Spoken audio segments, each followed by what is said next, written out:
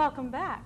Okay, we were talking about people being particularly vulnerable to needing to feel special and that sort of thing.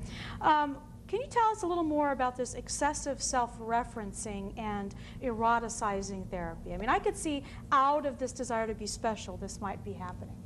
Well, that excessive self-referencing is where the therapist is making excessive references to himself. Now, within the field, there's a debate about how much self-disclosure on the part of the therapist actually helps the therapy. This is where the therapist's self-disclosure really becomes very narcissistic and self-aggrandizing. It's showing off, basically. Okay. But another way that the self-referencing occurs is that everything that the patient brings in and reports, dreams, associations, interactions with people, the therapist takes them in and interprets them all as if they're all in response to the therapist, as the newly central person in her life. So there's a real egocentricity in the way these therapists interpret this stuff. That's the excessive self-referencing. Well, and that reminds me, in the Richter Henry case that I had taken the clip from, she makes the statement at one point that he asked her multiple times, how do you feel about me? Are you thinking of me? Right. And she said, if he had only asked me that once, or maybe even twice, I would have seen it as perhaps therapeutic. She said, but after several times I began to wonder that if he was thinking that, wondering if he was in fact thinking about me. And it plants that idea in her head, and there it grows like a mushroom in the dark. Okay. Now, there's a old principle from psychoanalysis involved there, is that patients do get ideas about their therapists, and the nature of those ideas are part of helping them to come to a cure without going on and on. Some therapists take that idea and use it in a way that really gives them license to insist that the patient think about them. That's called transference. And if the patient is having transference, they'll tell you about it. You don't have to insist that they have it. Okay. So part of that is, again, the therapist is setting the agenda for the therapy. Now, in terms of, and it sounds like this agenda, the next one was eroticizing the therapy, so it sounds like some of this agenda begins to have a sexual theme, or? Again, it's placing an interpretation on ambiguous material. Okay. So instead of interpreting it's all about me, it's all about sex. But it still keeps this hot topic in the forefront to the exclusion of considering other topics that ambiguous material might be referencing to. Okay. Another way of eroticizing the therapy is to dress provocatively, to wear, unusually casual clothing or exhibitionistic clothing. Well, in fact, I went to see Prince of Tides with a girlfriend who's also a therapist, and we were rolling with laughter at Barbra Streisand's psychologist outfit, with the very high skirt and 4-inch heels, and we were, of course, suggesting each other should probably wear that.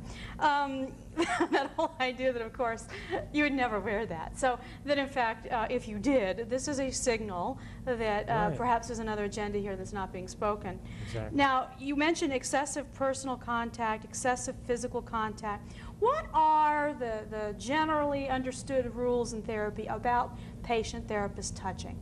Well, there's been a huge upheaval in this since the 1960s.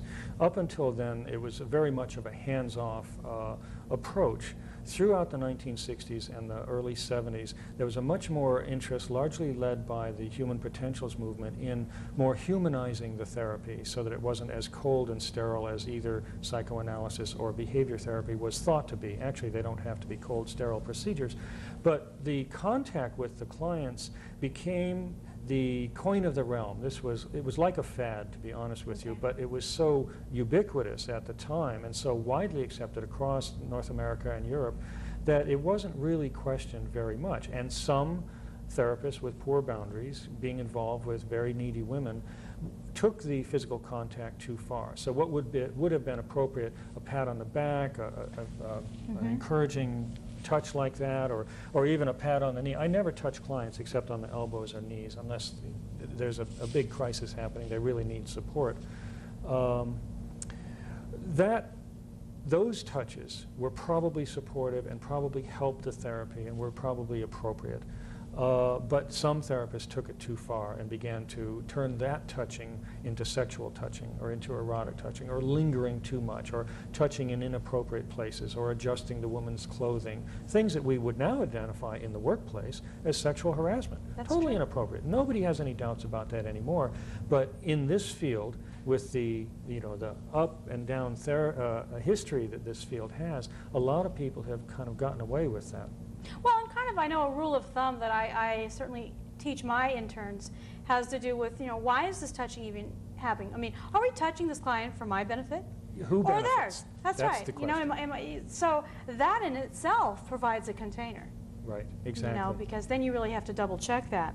Now, they did mention outside socializing and alcohol and drug use with patients. How often does that happen where you begin to drink with a client? Or Any of those, outside socializing, alcohol use, drug use, are totally past the boundary. There's no way that that can fit into legitimate psychotherapy. The one exception to that would be, for example, if you're working with say, mobile crisis intervention with teenagers and they won't come to an office. Well, then you meet with them at Winchell's Donuts or Pizza Hut or wherever they will meet you. You meet them in a phone booth. But that's a very specific procedure, and the setting is wherever you can. That's not what we're talking about here. Again, it's the overall pattern of gradual boundary breakages. It's not one single thing. Another thing is exchanging of gifts. In residential treatment with people who are in long-term care, often there's gifts giving at Christmas or birthdays. It's very appropriate. It would be hurtful not to do that. But in a mainstream private practice setting or a mental health center setting, gift giving is very unusual and should only be done with, again, the question is who benefits. That's right. That's right. And, particularly, I mean, I could picture bringing a good bottle of wine for your therapist. I mean, that could potentially be particularly if the therapist suggests that perhaps they open it and enjoy it together. I mean, well, see, that's where the line is crossed. Yeah. So, in terms of, you mentioned implying or promising subsequent relationships. I mean, that's true of any sort of relationship as it develops, that often there may be some sort of implied, we have a future together. That actually happens with this too. That's where you get what's called opportunistic terminations. The therapist terminates the therapy so they can get in bed with the client. The therapy ends one week, the next weekend they're in bed together. That again goes back to the first subject of our talk today. It's totally inappropriate. Generally, the licensing boards and the professional associations say there has to be a break in contact of about 2 years. Others say, no, 2 years is not enough. The power of the therapy, the unequal relationship lingers long beyond 2 years. Some people say 5 years. Others say never. Yeah, once a therapist, always a therapist. Yeah. Exactly. Yeah. Well, and I guess from my perspective, again, in teaching interns, is that, if you are feeling a need to kind of rifle through your caseload for a date, there's a problem there. It's sort of like we meet some lovely people as clients. I know I certainly have lovely men and women that if I had met them in other circumstances, I'd love to have friendship with them. But that's not how it is. Right. And so the burden's on the therapist to have a private life that in fact is satisfying and in fact do have personal friendships and relationships, so they're not trolling through getting their intimacy needs met. Trolling is a good word for it. What you have there, just very briefly, is some what are called characterological factors within the therapist. Some of them hate women, and this is a way to abuse women. Some of them who do this kind of stuff are very insecure in their own masculinity, and so this is a sort of a overcompensation way of shoring up an inadequate sense of masculine identity. Well, it's also part of that, I would imagine, too, there's those who have kind of that white knight thinking, too. There's the rescue fantasy as well. Sort of this fragile person who needs me. You had mentioned, let's look at our second graphic, that one of the essential ingredients here is unequal power and secrecy maintained by pleas and threats, which I think in the last 3 minutes or so we can talk about with, you're talking about characterological issues or need for power, maybe. Well, there's two things there. There is inherently an inequality in the therapy relationship. And now that very inequality was under assault and challenged during the 60s and 70s by several social movements in the United States, and that was a good thing, that power relationships should always be up for examination. But you have a situation where somebody has a problem and you have skills. They're coming to you for help. It's inherently an unequal relationship, no matter how much of a fee that they pay you. And that inherently unequal relationship gives the therapist a lot of power that can be abused. So whether they seek to gather power, whether they seek to abuse power, power is inherent in the therapy relationship. Okay. The secrecy is the other part of this. And again, for those women who were abused or molested as children, the secrecy has almost a trance-inducing effect in that it replicates and reproduces the secrecy that the incestuous male relative probably insisted on. So if the dirty old man uncle said, now don't tell your mommy, that's very much like what the therapist is doing, saying, don't tell anybody. This is just between us. And initially it said, like, don't tell anybody because it's so special. The rest of the world won't understand. When you hear this narcissistic entitlement on the part of the shrink in this thing. But the other part of that is that it has the effect of confusing the client. The clients suffer a lot of guilt for these relationships. Even though they're not the perpetrator, they still feel a lot of guilt around this. And they can sense, this isn't right, this doesn't feel right. The same way a young girl knows that incest is wrong, or a young boy knows that incest is wrong. But for many of the people who have been subjected to these relationships, they feel like either they believe the sex is part of the therapy, I need this because I'm so sexually uptight, or they think the sex is a condition of therapy. That is, I feel so much better, I'm less depressed, I'm more effective, blah, blah, blah. And this is a small cost to pay to feel better about myself.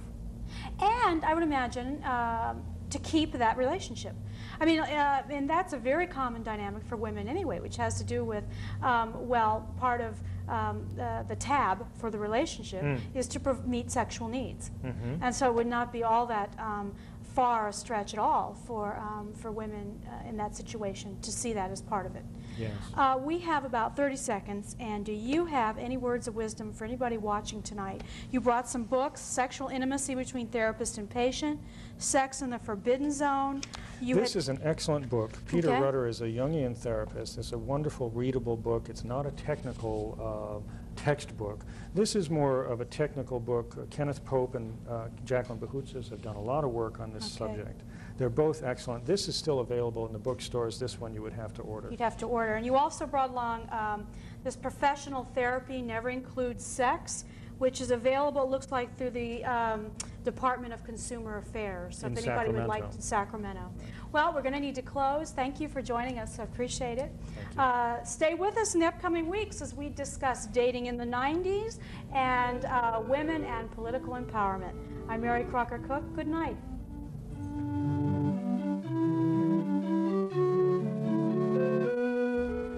For topic suggestions, write to Bay Area Psychology at